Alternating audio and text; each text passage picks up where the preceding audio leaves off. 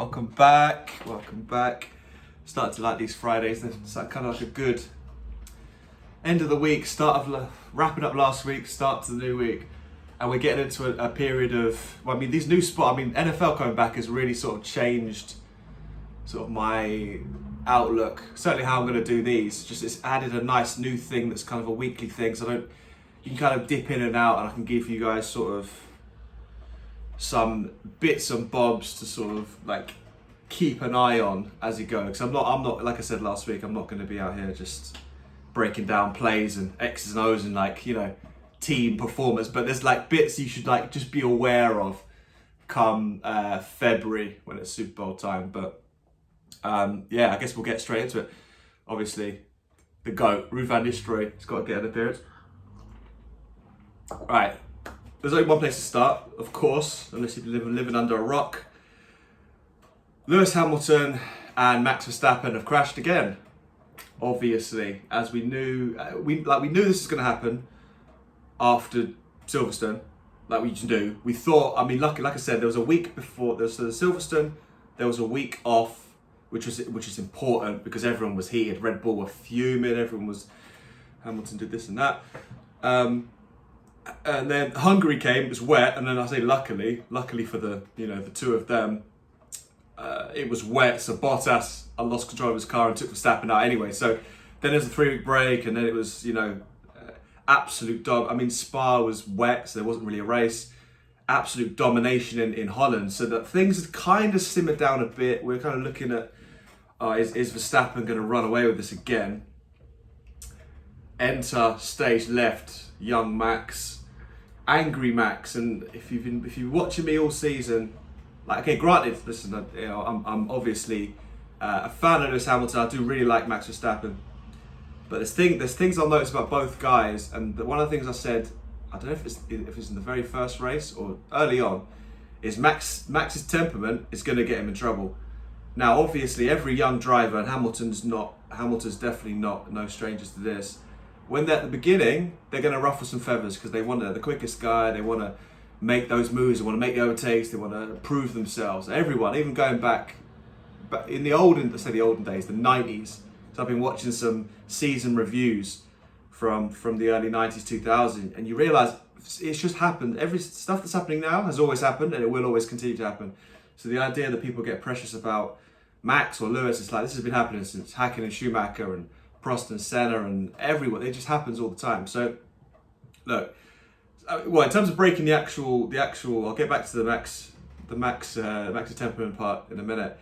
In terms of the weekend, so Monza, it's obviously a very quick racetrack. It's a strange one because the qualifying, you need a tow, so obviously a slipstream to get the fastest times, and it's just a mess. I'd rather they just do away with it and just do everyone goes at one by one. I'd prefer that. I think that'd probably be more fun. Obviously, it's a lot less dynamic because you don't have as much, you don't have loads of guys setting times at the same time. But for me, for certain tracks like Monza where you need a tow, I'd be like, listen, everybody go out and do a one lap and see how it is. That's why I think the sprint weekend, which is back now, the second one after we had it in Britain. I think, listen, if we can just do something different for Monza, because obviously everyone wants a tow and it's just silly, everyone just queuing up behind everyone and slowing each other down and stuff. So anyway, I'll get to it. So the qualifying on Friday, Bottas got pole the same week that the week after he was announced he was being let go essentially, or moved on to Alfa Romeo. Bottas had pole, Hamilton, and then Verstappen, who the Mercedes were way up front. They were noticeably in front, especially for this season. Last year they'd have been about 3 seconds in front, but this year it's only about half a second. Hamilton had a terrible start off the line. Verstappen overtakes him, everyone overtakes him. Verstappen and Norris and Ricciardo overtake him, so Hamilton's in fourth. And then the little sprint race, obviously this is the sprint race I'm talking about, on the Saturday, and it kind of stays in formation. Bottas wins it, Ricciardo is second, Max Verstappen was second, he couldn't overtake. And then you had Norris and you had Hamilton. So race day comes, it's looking an easy win for Verstappen because all you got to do is overtake Ricciardo and the McLaren, which proved to be difficult. Now, the race sort of petered along There was another Imola incident where Max and Lewis were side by side going into a tight left-hand corner, and Max running wide, didn't give him space, whatever you want to call it, depends on who you're a fan of. Didn't give him space again. They sort of bump wheels. Hamilton has to take the escape route, goes off, does his thing. Now, Max can't overtake Ricciardo. We say he can't. He's trying to get up close and he hasn't got the pace to get in front. So you need a big pace advantage to overtake. You can't just run up the back of him and overtake. You need to have a pace advantage so that there's obvious places like maybe in the slow corners you can brake later, or in straights you've got a distinct speed advantage. But this wasn't the case for Max. He was getting frustrated.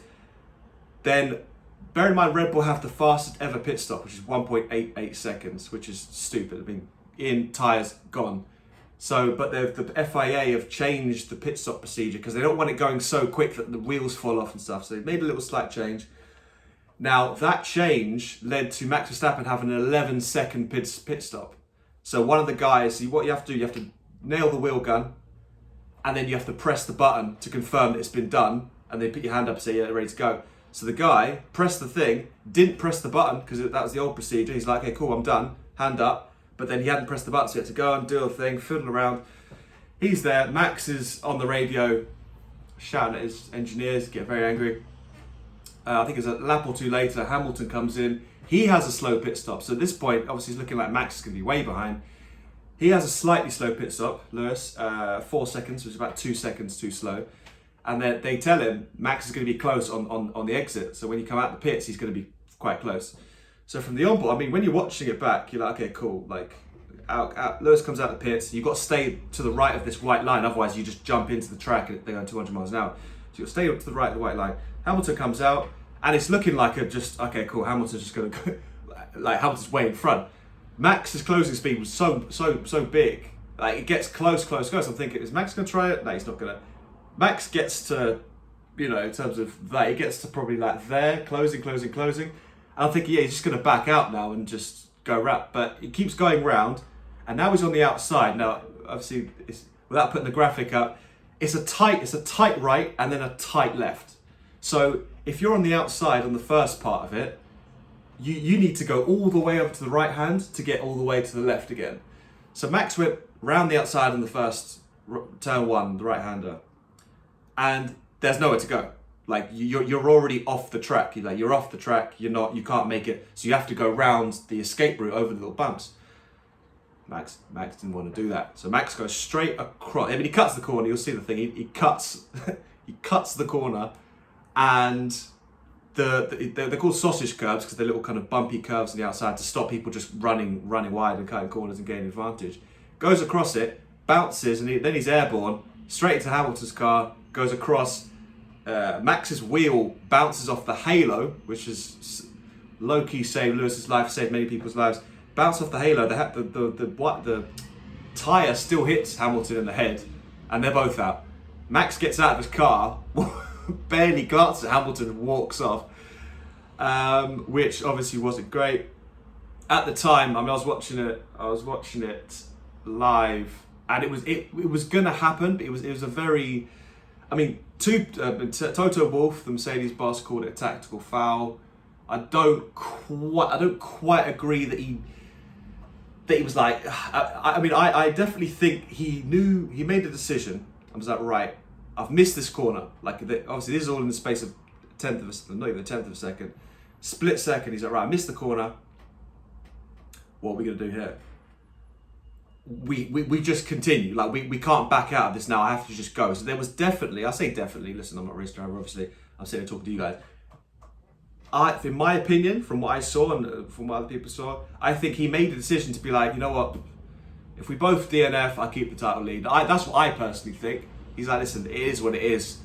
I've got nothing to gain here by bailing out, and I'd rather just, whether it's an intentional, deliberate, cynical foul, that's not for me to decide. But he missed the corner, and at some point you need to go, okay, well, let me just get on the brakes and just live to fight another day. But he didn't decide to do that. Took them both out, which is a benefit to him. So he's benefited quite a lot, because obviously Hamilton would have been gone. He could have probably gone off and won the race from there because Mercedes were quite strong. Bottas, who started 19th, ended up coming 3rd. So that was the pace of the car. So Red Bull have kind of gained a few points here. Well, not only literally because they got the points from the sprint race the day before. So they've come in and extended their advantage after a weekend where they should have lost points. So Hamilton should be the points leader at this point, but they've come out and Verstappen is still. So apart from all that, I mean, this is the first time, so a quick stat for you guys, since the title decided in 2016, when Hamilton lost the World Championship to Rosberg. The key race is when Hamilton was winning the race by about 40 seconds and his engine blew up. That was in Malaysia in 2016. So in the 5 entire seasons since then, 5 entire seasons, he's DNF'd only once. Like one time, that's it. So, and then this was that one time. So the idea that we've now had a DNF in such a critical time is quite important for the championship, obviously. I mean, the record thing doesn't really matter because teams don't really... The reliability isn't really a thing anymore. You don't really get those kind of runs. But look, clearly that benefited, obviously, Daniel Ricciardo, who... I mean, the McLarens were good all weekend. So Ricciardo goes off and wins the race. Redemption finally, he was like my pick at the start of the season. He's finally woken up and like, yeah, I'm actually a really good driver. Because Norris has been caning him all season. So Ricciardo wins the race. He's a race winner before, so he's got that class. 1-2 for McLaren, which is their first one in 10 years. Like very, very long time. And it's sort of all back on because Bottas has come 3rd. So Mercedes have got a good advantage. They lead by 18 points. So the constructors looking decent because Bottas is good. Perez is sort of faltering a little bit. And obviously Max and Lewis, if they keep taking each other out, we're not gonna get a world championship at all. So it's going to be interesting. Max was given a 3-place grid penalty for the next race, which is it's about as lenient as it's the most lenient penalty that you can give in terms of when the race is finished, because obviously they're both out of the race. So you can't give a time penalty in the race. So you've got to give a penalty that applies to the next one. And a 3-place grid drop is the lightest. It was kind of like, listen, you were at fault for that, but it wasn't cynical. Similar to Hamilton. I mean, Hamilton got the 2nd highest. You could have got a 5-second time penalty. He got a 10-second time penalty. So Hamilton, in terms of like, there and then, the harshest penalty, or the most lenient penalty you could get, Hamilton for Britain got the 2nd most lenient, and Verstappen got the most lenient at the time, which is fair. I mean, it's another racing incident. I mean, it wasn't turn 1, and it was calculated, and he had no right making that corner. So if you're going to compare the two, Britain was more dangerous because it's 180 miles an hour. Lap 1, Max didn't give him room, fast right-hand corner. It's one of that. I mean, that was a racing incident for sure. This one was another racing incident, but it's just strange that you'd cut the corner and take the other guy out. So anyway, that's what it is. What's going to happen next week in Russia is they're looking at taking another engine part. So to save you the technical details, you're only allowed 3 changes every season of your engine. Everyone's had 3, so anyone who takes an extra one now takes a penalty and they've got to start at the back. Because obviously otherwise you just take a new engine every single race and dominate. So Max is likely to take one. I don't think he should take one, because if he's got a 3-place grid drop, he'll start at best 4th. Even if he qualifies on pole, he'll start on 4th. And he can still win a race from there. It depends on what Hamilton does. If Bottas and Perez beat him, you could end up only starting 1 place behind Hamilton. So taking a grid drop kind of nullifies. It's kind of pointless to also do that if you have a 3-place grid drop.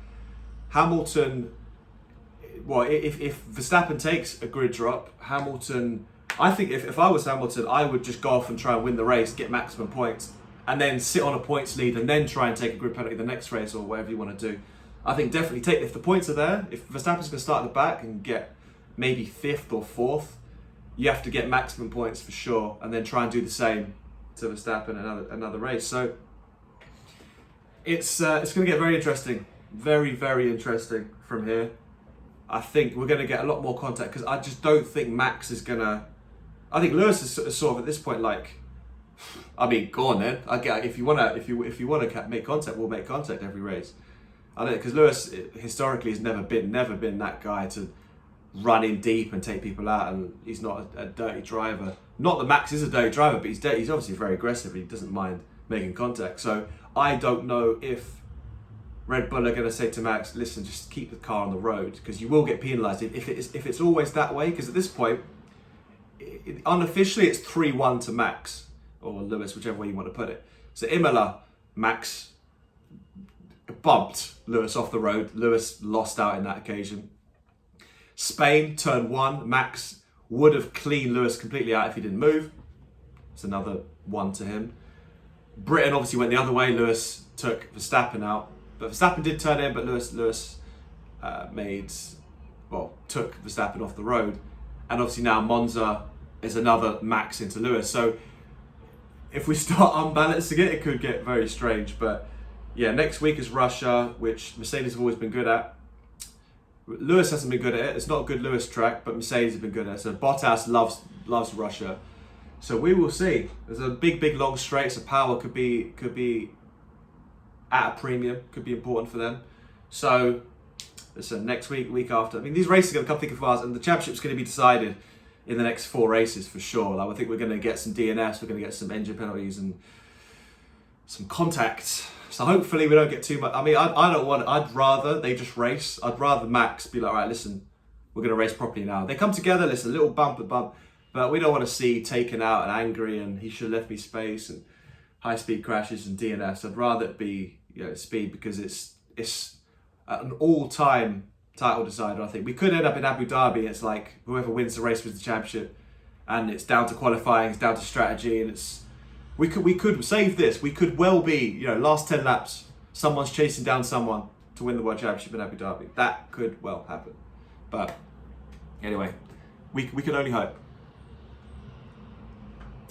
The NFL first week it did not disappoint. I mean, it's kind of early doors. I mean, full crowds is big, because all last season we were watching it and it was quiet stadiums. In the NFL, they love their ceremony. The crowd noise is big.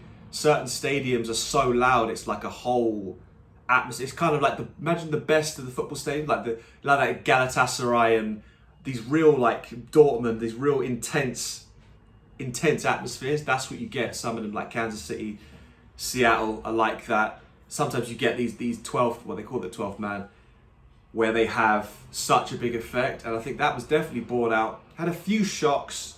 I think some of the people there's only a few teams I want to mention early doors and to see if they keep going.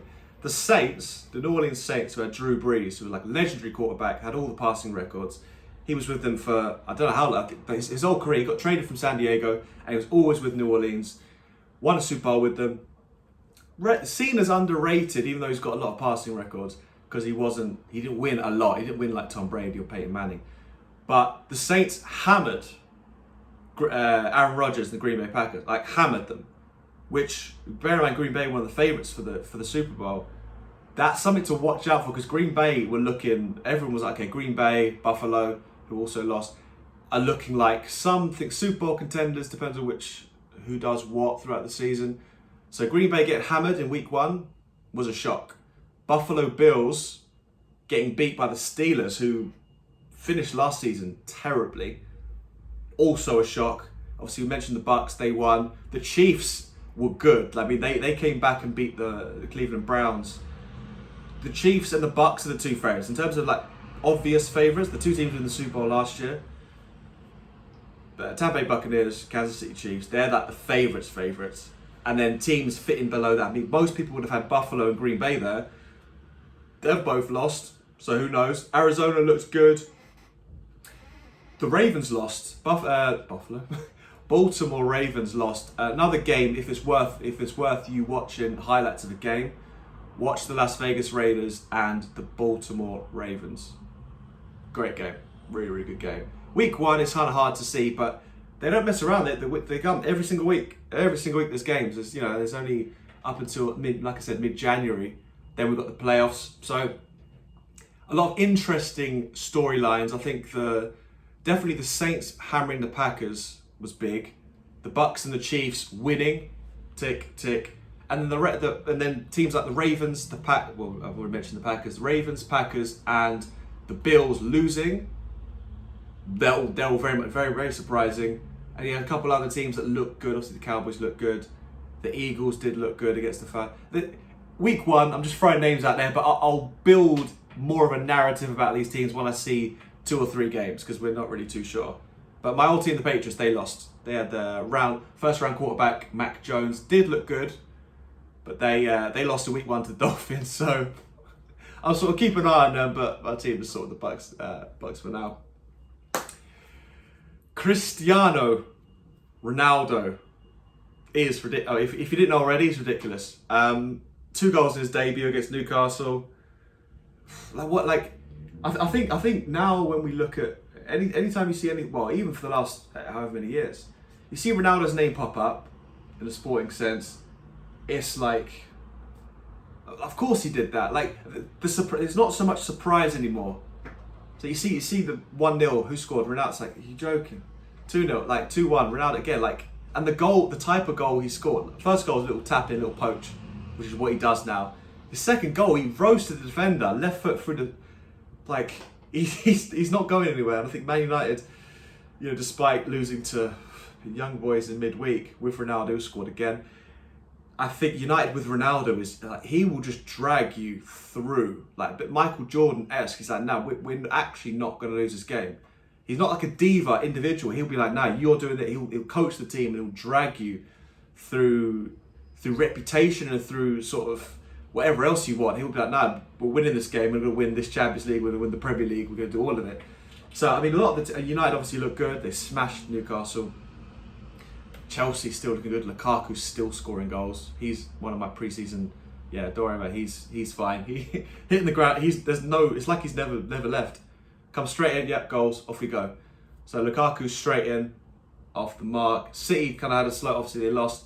City had a sort of slow, sluggish start against Tottenham. They're winning games now. Liverpool look good. They look good. They look really good. There's no real issue there. And then you've got Everton, who are kind of not a surprise package, but they're doing well, joint top of the league. And then Brighton are the surprise package, who they're tied with Man City. So, listen, early doors, the top 4. I think the top 4 will stay. The 2 Manchester clubs, Chelsea and Liverpool. It's whoever can put a run together. Whoever isn't held back by the Champions League and the way United are going will be in Europa League again very soon. So there won't be any problem with that. Quick mention of the European competitions, because it's now Friday. Normally I do these earlier. Yeah, like I said, United lost. Everyone else won. They did their job. Man City won 6-3 against Leipzig, which was quite funny. They all look good. I mean, United did look fine until they got a man sent off, and then Solskjaer coached like a 6-year-old, made some strange calls, which we've seen it all before. It's just like, okay, copy paste. Oh, we're still making questionable substitutions when we're chasing the game. We're still taking off our best football players, but we need them in. Listen, I will, if it gets worse, I'll end up going further and further. But for now, it's just copy and paste from last year. Losing games we shouldn't do. Making substitutions. Tactically, he's still very, very, very off. The other guys, Tuchel and Klopp and Guardiola, like late in the game, you make a substitution. It's like, if Solskjaer's doing it, it's like he could put anyone on at this point. So, we'll see. It's not panic state. We should still qualify from the group. But if we don't, Solskjaer could get sacked mid-season. If we don't qualify from the group, he could get sacked mid-season. I wouldn't be mad at that, I think, if that happens, But Ole in out, I'm not sure. Let's put it that way. Messi and co, the hallowed trio, Messi, Neymar and Mbappe, couldn't beat Club Rouge. They drew 1-1, neither of them scored. So it's a bit of a sort of, in terms of the Ronaldo and Messi return to the Champions League with their new teams, neither of them won. Ronaldo did score, but sort of a false start, if you like, as far as Champions League. Definitely a false start as far as PSG in the Champions League with those 3 of the best players of all time in the same lineup. So that's pretty interesting. Wrapping up, and it's only come up because she won. Emma Raducanu, who I spoke about before, who had some difficulties. I think she had some sort of like, she had kind of out-psyched herself. She had some sort of breakdown at Wimbledon. Won the US Open without dropping a set. I mean, Serena Williams did it, 2014, but that's Serena Williams. She's pretty much the best female tennis player of all time. Raducanu is a qualifier. She's not seeded, she's a qualifier. She had to go through qualifying, which nobody really has to do. Go through qualifying just to get to the draw, and then she goes through. So typically you'd have a hard draw. I say she got lucky. She was on the good side of the draw. Her opponent, Leila Fernandez, had to beat number 2, number 3, and number 5 on the route. So Raducanu beat Belinda Bencic, who won the Olympics. So that was a good thing. But she obviously didn't have to beat, the top guy. But I think she probably would have. The way she was playing, she probably could have. So, all these kind of records, first Brit female to win in 60 years or something, first qualifier ever to win, first one to win without dropping a set since Serena Williams. I mean, it's insane to think that an 18-year-old could just storm through the US Open and win it against, the 19-year-old she beat, Leila Fernandez, she beat, like I said, number 2, number 3, and number 5. So she took out all the seeds. On paper, you'd have had Sabalenka, you'd have Pliskova, you'd have had Svitolina, Andreescu. You'd have all these girls in there. But Leila Fernandez beat all of them. Gets to the final, and Raducanu was like, "Yeah, take that one. Give us a US Open." So this could be off to the races. Certainly for both of them, because they both obviously got to the final as 18, 19-year-olds and display. Fernandez, I think, will go under the radar, but she beat some top seeds. Raducanu, it helps that you go through the whole thing about dropping a set and then beat that person who beat the top seeds. So that was very impressive. So we'll see what happens from now. Raducanu is going to be the next tournament she's in. It's like, okay, let's just see. If she wins it again, then damn, we're off to the races. This could be something incredible, for sure. Speaking of incredible, Novak Djokovic didn't win. Got to the final, lost in straight sets to Medvedev, who's the second best in the world. He's in that group I was saying before, who are trying to make it up to the top, up to Djokovic. To be honest, it sounds like he just ran out of mental steam. I think you go through all the thing and he win Wimbledon. The Olympics thing was damaging mentally, because he had a couple of breakdowns in those games, lost a few games in a row. And then he comes to the US Open, gets through, and then loses to Medvedev in straight sets in the final. I think now the season's sort of over, apart from the year-end tournament they do. It could be good for a good break and then reset, and then he'll win the Australian Open next year again, and then dominate. He'll probably win three out of 4 next year as well, to be fair, if Medvedev and all those other guys can't make the gap. But listen, the Golden Slam was on, winning all the tournaments plus the Olympics, and it's kind of come up. The wheels are sort of fallen off for Djokovic a bit, which is natural. You can't. There's a reason why people don't win all 4, because mentally it's just hard to go up again, and then the pressure ramps up, and any pressure to win any major is obviously big, but to win all of them in a row adds just stuff that you just don't really need. So you know what? Even for Djokovic, someone as mentally strong as Djokovic, it's possible to fall off. So full week of stuff, all sorts of sports, here, there, and everywhere. A lot of stories this weekend. Not as much going on this weekend, but in the next couple of weeks we've got Ryder Cup. Anthony Joshua's fighting soon. Tyson Fury and Wilder are fighting. The UFC is back. It's all kicking off, and I'll bring this to you every week and I'll do a couple extra videos, probably do something about the NFL, just to give you some bit more of a breakdown on who you want to follow. I'm not going to be like, yeah, follow him or follow them, but give you some background information. But yeah, as always, very much appreciated. If you haven't subscribed, if you got this far and you haven't subscribed, tap that ASAP, and then tell your mate to tap that as well.